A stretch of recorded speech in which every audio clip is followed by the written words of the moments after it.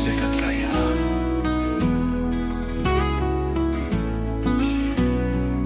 Sa katahimikan ng takip silim, isang kislap ang isinilang nakilala ni Cleruzec si Rhea. Dalawang pusong nalulungkot sa pamamagitan ng hangin ng oras sa kalangitan.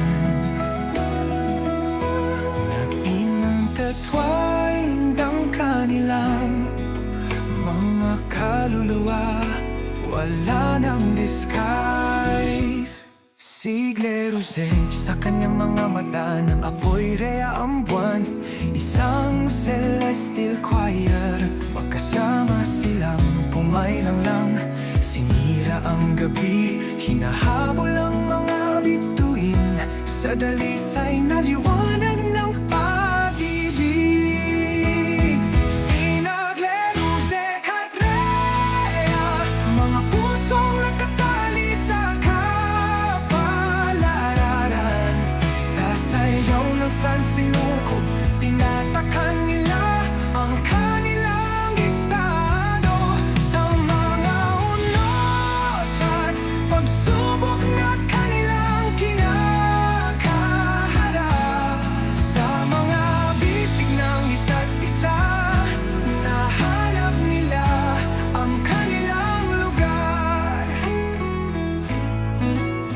Isang pag-ibig na walang tiyak na oras sa kabila ng tabing. Isinulat nila ang kanilang kwento, kung saan tumulak ang mga bituin. Ang lakas ni Cleruzec, ang biyaya ni Rhea, sa bawat sulyap nahahanap nila ang kanilang espasyo.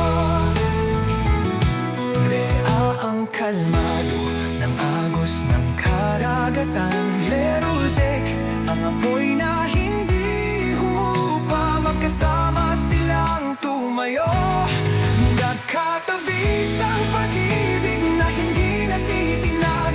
Magpakailanman ang kanilang gabay. Sina Cleruzec at Rhea, mga pusong nakatali sa kapalaran.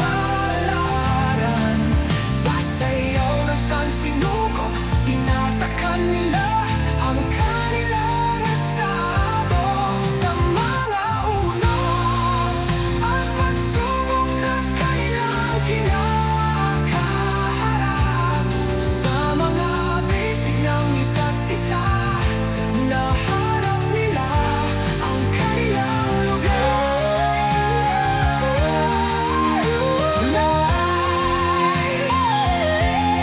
Sa pamamagitan ng mga kalawakan, naglakbay sila ng malayo. Isang paglalakbay na nakasulat sa bawat bituin. Walang buwesa ang maaaring masira, walang bagyo ang maaaring yun. Para kita,